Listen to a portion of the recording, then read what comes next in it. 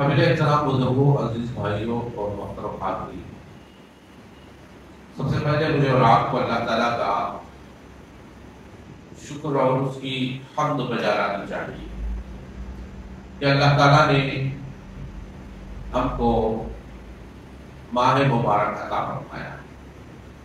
یعنی رمضان جیسا عظیم مہینہ اللہ تعالیٰ نے ہمیں عنایت فرمایا اور پھر اس میں اپنی حیثیت کے مطابق اس کی بندگی بجا لانے، روزہ رکھنے، نماز پڑھنے، ذکر کرنے اور تلاوت کرنے اور اس سے مانگنے کی اس سے توفیق بخشے.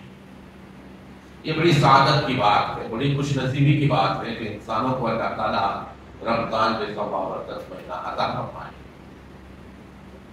تو یہ عظیم مہینہ اس حیثیت سے ہے کہ اللہ تعالیٰ نے اس مہینے کے اندر قرآن مجید کو نازل کیا.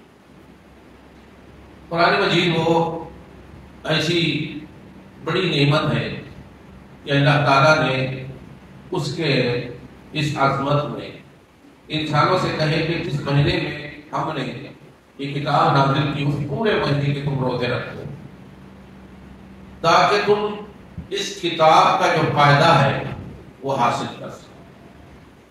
اس کتاب سے فائدہ حاصل کرنے کے لیے تمہارے اندر تقویٰ کی ضرورت ہے اور روزہ تمہارے اندر تقویٰ پیدا کرتا ہے. تقویٰ کے بغیر اس کتاب کے ذریعے سے تمہیں ہدایت نہیں مل سکتی. تو اللہ تعالیٰ نے یہ کتاب ماہ مبارک، ماہ رمضان المبارک میں اللہ تعالیٰ نے نازل کی. اور پھر جس رات اس قرآن کے نزول کا آغاز ہوا اس رات کو اللہ تعالیٰ نے شب قدر قرار دیا.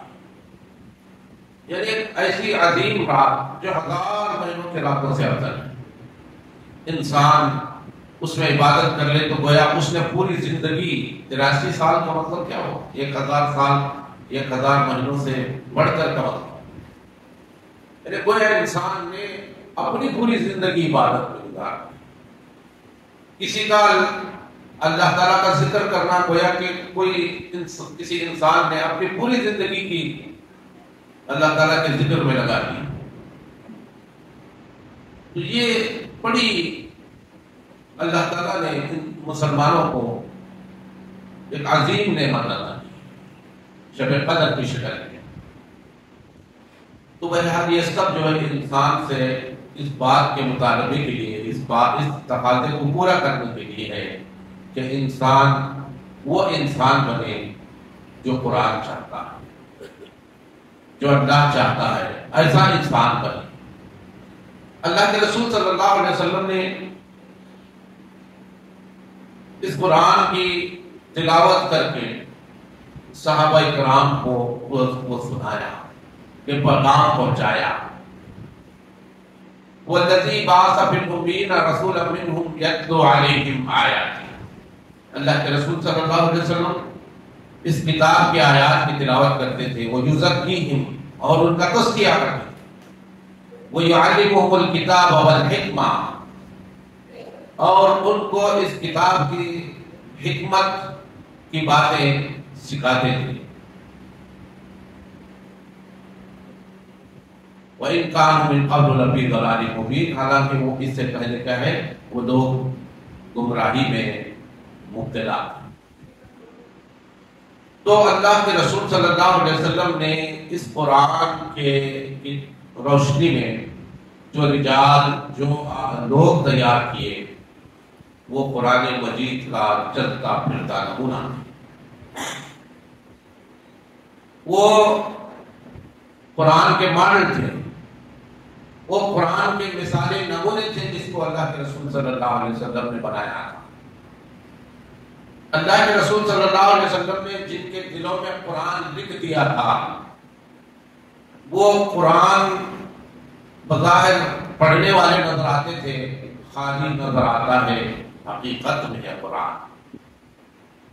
ان کو دیکھ کر لوگ قرآن کی تعلیمات کو سمجھتے تھے. ان کو دیکھ کر لوگ سمجھتے تھے کہ قرآن کا پیغام کیا ہے، قرآن کا میسج کیا ہے، قرآن کس بات کی طرف انسانوں کو دعوت دیتا ہے. قرآن کا مطالبہ کیا ہے، قرآن کا تقاضا کیا ہے، وہ اللہ کے رسول صلی اللہ علیہ وسلم نے وہ رجال، وہ اصحاب تیار کیے جو قرآن کا نمونہ تھے میرے اور آپ کے لیے۔ وہ قرآن کا مرن، وہ تعداد میں سووں نہیں، ہزاروں نہیں، لاکھوں صحابہ کرام اللہ کے رسول صلی اللہ علیہ وسلم حجۃ الوداع کے موقع پر جب خطبہ دیا تو اس وقت 1 لاکھ سے زائد صحابہ کرام اس وقت اللہ کے رسول صلی اللہ علیہ وسلم کے پاس موجود تھے۔ یہ سب نمونہ تھے، اپنی جگہ ایک نمونہ۔ کس کس کی مثال، کس کس نمونے کو ہم آپ کے سامنے پیش کریں، قرآن کے کس نمونے کو آپ چاہتے ہیں؟ تو اس میں سے ایک مثال میں آپ کو دوں گا، وہ شخصیت جن کا نام ہے عمر بن الخطاب رضی اللہ تعالیٰ عنہ۔ ان کی زندگی اسلام سے پہلے ایک آزادانہ زندگی، ایک بے ایسی بنداز زندگی کی کہ ان کو کوئی پکڑنے والا، ان کے راستے میں روکنے والا، ان سے پوچھ گچھ کرنے والا، یعنی کسی کی بندش میں، کسی کی غلامی میں اپنے آپ کو دینے والے نہیں، بڑے بہادر لیڈر، جس کام کو انہوں نے ٹھان لی اور کر دکھنے والے، ہمیشہ چرندوں اور پرندوں کا، انسانوں کا شکار کرنے والا انسان۔ جب آغوش اسلام میں آیا اور ممبر رسول پر بیٹھا، جب امت نے آپ کو امیر بنایا، امیر المومنین بنایا، تو وہاں سے انہوں نے کہا لو ظلت شاة طریقا فی العراق لعمر یسأل۔ عراق کے اندر ایک بکری بھی اپنا راستہ گم کر دیتی ہے، کھو جاتی ہے، تو اس کے بارے میں عمر سے پوچھا جائے گا۔ یہ عدل تھا، یہ انصاف تھا، یہ انسانوں کے حقوق سے آگے بڑھ کر حضرت عمر رضی اللہ تعالیٰ عنہ نے ایک جانور، ہر چیز کے حقوق متعین کیا اور کہا کہ ان کا بھی میرے اوپر حق ہے، ان کی دیکھ بھال، ان کی ضروریات، ان کے حقوق ادا کرنا میرا فرض ہے، میری ڈیوٹی ہے، میری ذمہ داری ہے۔ دشمن نے بھی آپ کی اوصاف کو، اس کی کا اعتراف کیا، اور حقیقت یہ ہے کہ الفضل ما شہدت به الاعداء، سچی گواہی وہ ہے جو دشمن کی طرف سے ہے، جو ہمیں نہیں مانتا ہو، جو ہماری مخالفت کرتا ہو، وہ کہے کہ ہاں مسلمان امانت دار ہوتا ہے، یہ گواہی بڑی گواہی ہے۔ تو کہنے والے نے کہا کہ اگر دنیا کے اندر حکومت کرنا ہے، عدل و انصاف کا قائم کرنا ہے، تو ابو بکر و عمر کو دیکھو، ان کے دور خلافت کو دیکھو، ان کے دور حکومت کو دیکھو، ان کے اس عادلانہ نظام کو دیکھو جو انہوں نے دنیا میں کر کے دکھایا۔ یہ وہ شخصیت جن کے دور خلافت میں 2 سپر پاور طاقتوں سے بیک وقت مقابلہ تھا۔ بیت المقدس پر عیسائیوں کا قبضہ تھا، مسلمانوں نے چڑھائی کی ہوئی تھی، بیت المقدس کے قلعے کا محاصرہ مسلمان فوج کیے ہوئے تھے، 29 دن گزر چکے تھے، 29 روز اس محاصرے کو ہو چکے تھے۔ بہت کچھ سوچ و بچار کیا گیا عیسائیوں کی جانب سے جو بیت المقدس پر قابض تھے۔ آخرکار ان کا پادری ایک رات اپنے قلعے کے اوپر چڑھا اور مسلمانوں سے خطاب کیا اور مسلمانوں سے مخاطب ہوا اور کہا کہ اے عربو سنو، ہماری کتاب میں ایک شخص کے یہ اوصاف لکھے گئے ہیں، اس کی یہ نشانیاں بتائی گئی ہیں۔ یہ ایک نشانی اس نے بیان کرنا شروع کی۔ صحابہ کرام نے ابو عبیدہ بن جراح جو جنرل تھے، جو کمانڈر تھے ہمارے مسلمانوں کے لشکر کے، انہوں نے اور بڑے بڑے صحابہ نے سنا جو نشانیاں بیان کی گئی۔ وہ نشانیاں تو حضرت عمر کے اندر نظر آئی۔ حضرت عمر رضی اللہ تعالیٰ عنہ مدینے میں موجود تھے۔ پادری نے کہا کہ یہ اگر تمہارے درمیان موجود ہے تو ہماری کتاب یہ کہتی ہے کہ ان سے مقابلہ نہ کیا جائے، ان کے لیے قلعے کا دروازہ کھول دیا جائے بغیر کسی خون خرابے کے، بغیر کسی جنگ کے۔ تو حضرت ابو عبیدہ بن جراح رضی اللہ تعالیٰ عنہ نے مشورہ کیا صحابہ کرام سے، بڑے بڑے صحابہ کرام اس وقت موجود تھے۔ انہوں نے کہا کہ امیر المومنین کو اس کی اطلاع دی جانی چاہیے۔ امیر المومنین کو خط روانہ کر دیا گیا اور کہا گیا ہے کہ پادریوں نے، عیسائیوں نے یہ بات ہمارے سامنے رکھی ہے، لہذا اے امیر المومنین آپ آ جائیے، آپ آ جائیں گے تو انسانوں کا خون بہنے سے بچ جائے گا اور اللہ کی طرف سے ہمیں یہ قلعہ بھی، بیت المقدس بھی فتح ہو جائے گا۔ حضرت عمر رضی اللہ تعالیٰ عنہ نے حضرت علی رضی اللہ تعالیٰ عنہ سے اس وقت مشورہ کیا، تو حضرت علی رضی اللہ تعالیٰ عنہ نے ان کو مشورے میں یہ بات بتائی کہ اے امیر المومنین آپ کو ضرور جانا چاہیے، جب معاملہ یہ ہے تو آپ کو ضرور جانا چاہیے۔ حضرت عمر رضی اللہ تعالیٰ عنہ ان کے مشورے کے بعد نکلتے ہیں، اپنے غلام کو لیتے ہیں، یہ ایک سواری ان کے پاس موجود ہے، اس سواری پر حضرت عمر رضی اللہ تعالیٰ عنہ سوار ہو جاتے ہیں اور ان کا غلام اس سواری کی نکیل پکڑ کر، اس اونٹ کی نکیل پکڑ کر کھینچتا ہوا بیت المقدس کی طرف اپنا سفر شروع کیا جاتا ہے۔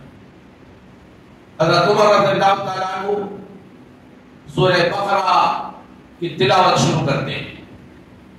دیکھیے صحابہ کرام قرآن کو اوڑھنا بچھونا بناتے، یہ اوڑھنا اور بچھونا ہم محاورتاً استعمال کرتے ہیں، لیکن حقیقت میں ان کے وہ جو ہے اس پر عمل پیرا تھے۔ تو حضرت عمر رضی اللہ تعالیٰ عنہ نے سورہ بقرہ کی تلاوت شروع کی، اور جب سورہ بقرہ ختم ہوئی، سورہ بقرہ اختتام کو پہنچے، تو حضرت عمر رضی اللہ تعالیٰ عنہ نے اپنے غلام سے کہا کہ غلام ٹھہر جاؤ، میری باری ختم ہو گئی۔ یعنی باری کا آغاز قرآن مجید کی سورہ بقرہ کی تلاوت سے آغاز ہوتا ہے، اور جب سورہ بقرہ ختم ہوتی ہے تو حضرت عمر رضی اللہ تعالیٰ عنہ کہتے ہیں کہ میری باری ختم ہوئی، اب تمہاری باری۔ پھر غلام سوار ہو جاتا ہے، ہیڈ آف دی اسٹیٹ، ایک بہت بڑی مملکت کا خلیفہ، ایک بہت بڑی مملکت کا حکمران، اونٹ کی نکیل پکڑے ہوئے اسے کھینچتے ہوئے لے جا رہا ہے، اور اس کا غلام سواری پر سوار۔ کیسا عدل ہے، کیسا انصاف ہے! یہ انصاف قرآن مجید انسانوں کے اندر پیدا کرنا چاہتا ہے، ایسے انسان پیدا کرنا چاہتا ہے جو ہر حال میں انسانوں کے ساتھ عدل کر سکے، انصاف کر سکے۔ پھر سورہ بقرہ کی تلاوت شروع کی، سورہ بقرہ ختم ہوا، حضرت عمر رضی اللہ تعالیٰ عنہ نے کہا کہ اے غلام نیچے اتر آؤ، تمہارا بھی وقت ختم ہو جائے گا۔ یہ وقت کا تعین قرآن مجید کی تلاوت سے ہو رہا۔ صحابہ کرام سے جب پوچھا گیا کہ اذان اور اقامت کے درمیان کتنا وقفہ ہوتا ہے، تو انہوں نے جو بتایا وہ قرآن سے بتایا، یعنی لوگ وقت بھی قرآن سے معلوم کرتے تھے۔ انہوں نے کہا کہ امام اذان اور اقامت کے درمیان جو وقفہ ہوتا ہے وہ تقریباً 50 سے 60 آیات کی تلاوت کا وقت ہے، یعنی وقت کا تعین یہ لوگ قرآن سے کرتے تھے۔ حضرت عمر رضی اللہ تعالیٰ عنہ نے بھی اپنے غلام سے کہا کہ غلام تمہاری بھی باری، قرآن کی تلاوت سورہ بقرہ کا اختتام ہوا، تمہاری بھی باری ختم ہوئی۔ پھر غلام نیچے اتر آیا تو حضرت عمر رضی اللہ تعالیٰ عنہ نے پوچھا بتاؤ اب کس کی باری ہے؟ تو غلام نے کہا اے امیر المومنین، اے آقا آپ کی باری ہے۔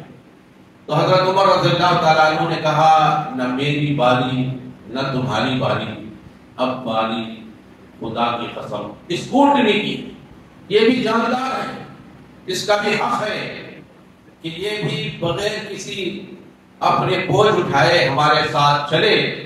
اور پھر حضرت عمر رضی اللہ تعالیٰ عنہ کا عدل اور انصاف دیکھیے کہ غلام بھی، آقا بھی، امیر المومنین بھی، خلیفہ بھی، ہیڈ آف دی اسٹیٹ بھی چلتے ہوئے جا رہے ہیں۔ کتنا بڑا انصاف، کیا انسانیت کا اعلیٰ اخلاق تھا جس کا مظاہرہ حضرت عمر رضی اللہ تعالیٰ عنہ نے کیا۔ جو انسانوں کے ساتھ نہیں جانوروں کے ساتھ انصاف کرنے والے، جانوروں کے حقوق ادا کرنے والے، آج دنیا کے اندر انسانوں کے ساتھ جو سلوک کیے جا رہے ہیں وہ جنگل کے درندے بھی جانوروں کے ساتھ نہیں کرتے. وہ حیا سوز اور وہ درندگی آج انسانوں نے اپنائی اور نوا اپناتے ہیں انسانی حقوق کی علمبرداری کا. یہاں ہے جو قرآن نے جو ماڈل پیش کیا اس میں ان کا عدل دیکھیے، انصاف.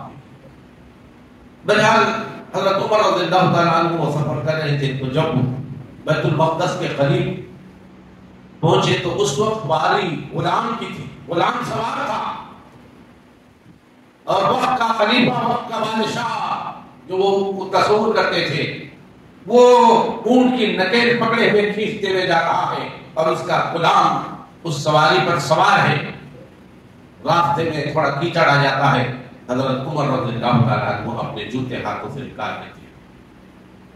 حضرت ابو عبیدہ رضی اللہ تعالیٰ عنہ کو پتا چلا کہ حضرت عمر رضی اللہ تعالیٰ عنہ آنے والے ہیں، تو کچھ صحابہ کرام کو لے کر تھوڑا آگے آ گئے تاکہ حضرت عمر رضی اللہ تعالیٰ عنہ کا استقبال کیا جائے، امیر المومنین کا استقبال ہو. انہوں نے دیکھا کہ حضرت عمر رضی اللہ تعالیٰ عنہ نے اپنے ہاتھوں میں جوتے پکڑے ہوئے ہیں. تو حضرت ابو عبیدہ جو کمانڈر ان چیف تھے، جو فوج کی کمانڈنگ کر رہے تھے، انہوں نے کہا اے امیر المومنین آپ یہ جوتے اپنے پاؤں میں پہن لیجیے. وہ لوگ دیکھیں گے تو کیا تصور کریں گے کہ ہمارا ہیڈ آف دی اسٹیٹ، ہمارا خلیفہ، ہمارا امیر المومنین اپنے ہاتھوں میں جوتے پکڑتا. حضرت عمر رضی اللہ تعالیٰ عنہ نے کہا ویحک یا ابو عبیدہ ثقلتک امک، اے ابو عبیدہ بربادی ہو تمہاری ماں تمہیں گم پائے.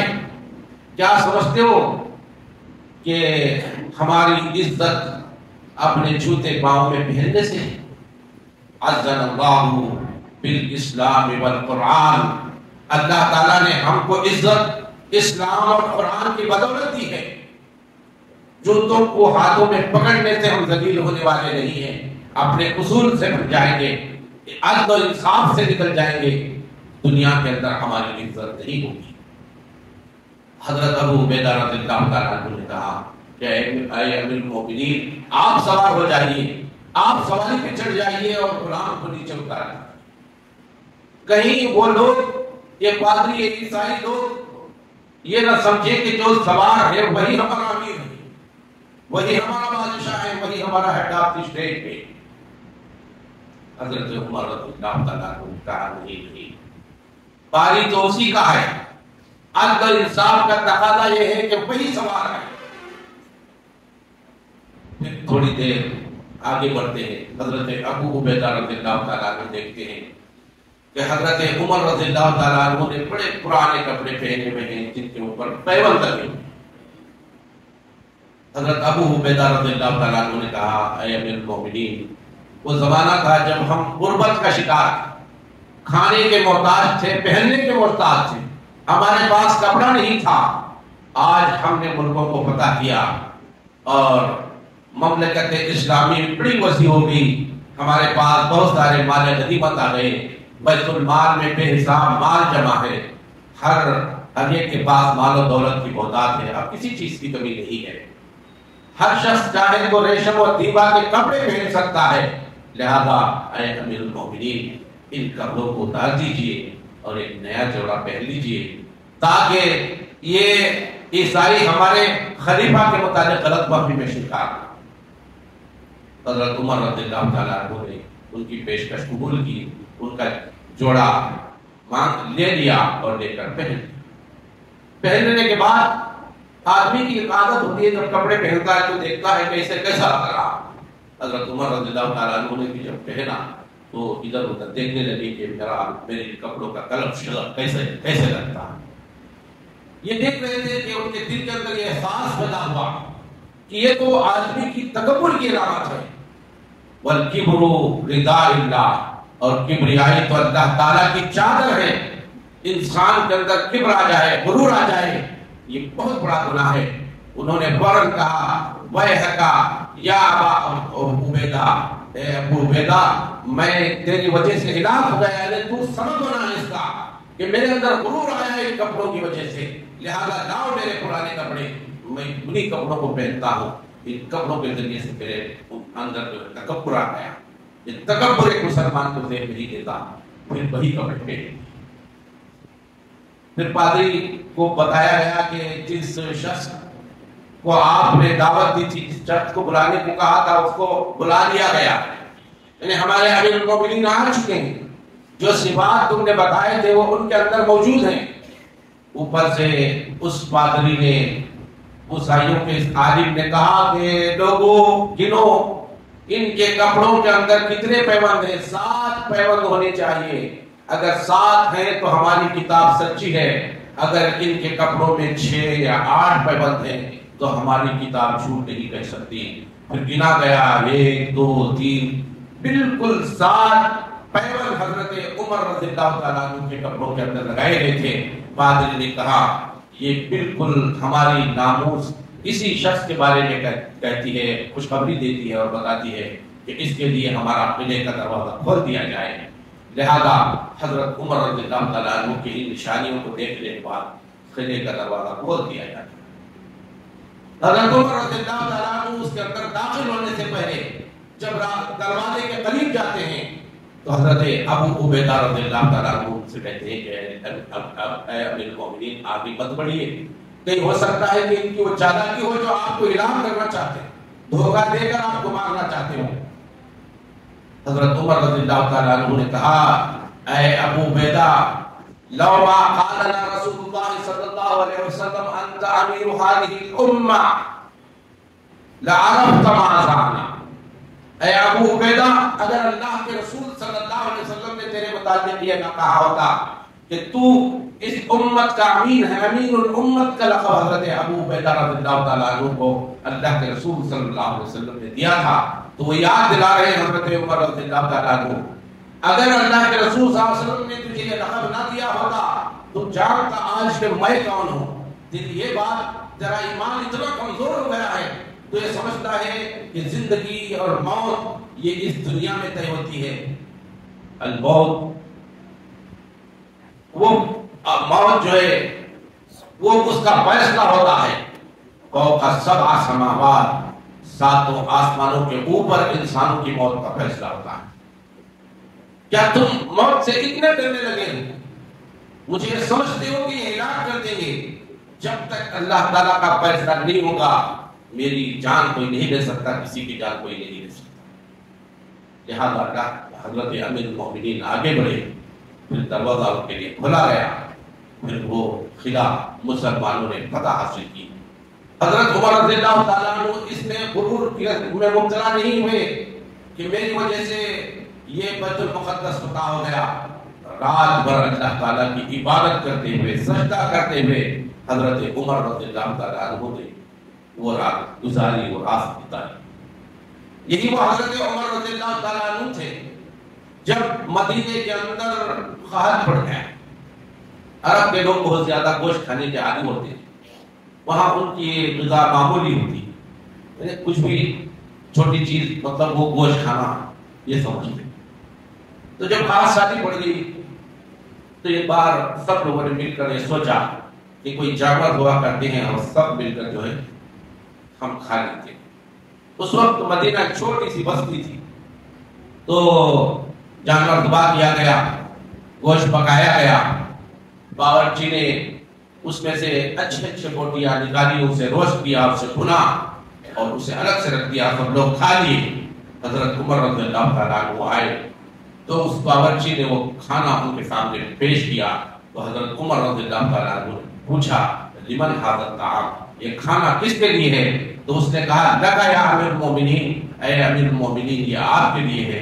تو حضرت عمر رضی اللہ تعالیٰ عنہ نے پوچھا کہ کیا سارے مدینے کے لوگوں نے اسی طرح کا کھانا کھایا، روسٹ بوٹیاں کھائی ہیں، بھنی ہوئی بوٹیاں ان کو نصیب ہوئی ہیں؟ تو باورچی نے کہا ایسا تو نہیں ہے اے امیر المومنین۔ تو حضرت عمر رضی اللہ تعالیٰ عنہ نے کہا ارفع عنی ھذا الطعام، اس کھانے کو میرے سے اٹھا کے پرے کر دو۔ جب بات یہ نہیں ہے کہ کسی نے بھی اس طرح کا کھانا نہیں کھایا، سب لوگوں کو یہ میسر نہیں ہے تو میں یہ کھانا نہیں کھا سکتا. خدا کل پوچھے گا، اللہ تعالیٰ جب پوچھے کہ اے عمر، لوگ بھوک سے تڑپ رہے تھے، بچے بھوک سے بلبلا رہے تھے اور تو روسٹڈ روٹیاں کھاتا تھا، تو میں اللہ کے پاس کیا جاؤں؟ سوچنے کا مقام ہے. کس طرح کا معیار، کس طرح کا انصاف حضرت عمر رضی اللہ تعالیٰ عنہ کیا کرتے.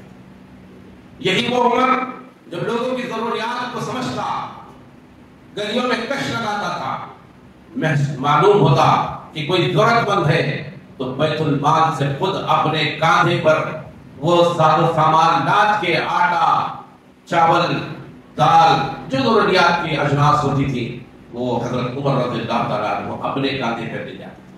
جب اپنے کاندھے پر اٹھائے ہوئے لے جا رہے ہیں، ان کا غلام کہتا ہے کہ اے امیر المومنین، اگر آپ مجھے حکم دے دیتے تو میں یہ کام کر دیتا. حضرت عمر رضی اللہ تعالیٰ عنہ سے جواب دیتے ہیں، آج تو میرا بوجھ اٹھائے گا، کیا کل قیامت کے دن بھی تو میرا بوجھ اٹھانے کے لیے تیار؟ یہ خوف خدا، انصاف، انسانوں کے ساتھ عدل کا معاملہ، یہ قرآن کے وہ معاملہ ہے جو قرآن نے بھی بتایا ہے کہ ان کے نقش قدم پر چلو گے دنیا میں بھی کامیاب ہوگے، آخرت میں بھی نجات تمہارے. تو یہ قرآن، یہ ماڈل ہمارے سامنے پیش، یہ نمونے ہیں جو ہمارے سامنے صحابہ کرام کی شکل میں پیش کرتا. آج قرآن کا مطالبہ یہی ہے کہ مسلمان وہ مسلمان بنے جس کا مطالبہ قرآن کرنا ہے. ہم مسلمان تو ہیں لیکن اس حیثیت کے نہیں جو قرآن بتاتا ہے. دنیا آج دیکھتی ہے کہ ہاں قرآن کی تعلیمات تو بڑی اونچی ہیں، لیکن اس کا ماڈل، اس کا نمونہ جب مسلمانوں کے اندر دیکھتی ہے تو کہیں نظر نہیں آتا. وہ ماڈل دنیا میں کوئی ایسا نمونہ ہے ہی نہیں جو اس قرآن کی تعلیمات کے عین مطابق ہو. تو بھائیو، آج دنیا میں اسلام کے لیے ہم راستے کا روڑا بنے ہوئے ہیں، راستے کے رکاوٹ ہم بنے ہوئے ہیں. قرآن اپنی جگہ صحیح ہے، قرآن انہی تعلیمات پر مبنی ہے جب وہ نازل ہوا تھا، جب اس نے وہ نمونے تیار کیے تھے اس وقت بھی وہی قرآن تھا، آج بھی وہی قرآن ہے. لیکن آج اس کے نمونے معاشرے کے اندر موجود نہیں ہیں، جس کی وجہ سے لوگ سمجھ رہے ہیں کہ قرآن کی تعلیمات سیدھی. وقت یہ ہمارا تقاضا کرتا ہے کہ اس قرآن کو صرف اللہ تعالیٰ نے سننے کے لیے، ثواب حاصل کرنے کے لیے، جن اور بھوت بھگانے کے لیے اور محرابوں کی زینت بنانے کے لیے اللہ تعالیٰ نے اس کتاب کو نازل نہیں کیا. اس کتاب کی حقیقت یہ ہے کہ یہ کتاب اس لیے نازل ہوا کہ انسانی زندگیوں میں اس کے اصول کے تحت انسانی زندگی جاری اور ساری ہو، انسانی زندگیوں میں اس کی تعلیمات عام ہو، انسانی زندگی میں جو قانون نافذ ہو اس کے عین مطابق ہو. تو دنیا کے اندر دنیا دیکھے گی کہ اس سے بہترین تعلیمات کوئی ہو ہی نہیں سکتی جو قرآن پیش کرتا ہے. قرآن ضابطۂ حیات ہے، انسانوں کی زندگی کا قانون ہے. انسان کو دنیا کے اندر کس طرح زندگی گزارنا ہے یہ قرآن کو بھی بتانا ہے. تو بھائیو، یہ مہینہ قرآن کا مہینہ، تو ہم نے اس سے کیا سیکھا، کیا حاصل کیا، کیسی تبدیلی ہمارے اندر آئی، یہ ہمیں دیکھنے کی ضرورت ہے اور اسی کے مطابق اپنی زندگی گزارنے کا تہیہ ہم سب کو کرنی چاہیے. اللہ تعالیٰ سے دعا ہے کہ اللہ تعالیٰ صحیح معنی میں اس ماہ مبارک کی برکتیں، سعادتیں ہمیں عطا فرمائیں، اور جو مقصد ان روزوں کا اس ماہ مبارک میں اللہ تعالیٰ نے جو عبادتیں فرض کی ہے اس کے جو مقصد ہیں اللہ تعالیٰ ان مقصد کو بھی حاصل کرنے کی ہمیں توفیق عطا فرمائے. آمین وآخر دعوانا ان الحمد للہ رب العالمین. بارک اللہ لی ولکم فی القرآن العظیم ونفعنی وإیاکم بالآیات والذکر الحکیم. انہ تعالی جواد کریم ملک رؤوف رحیم.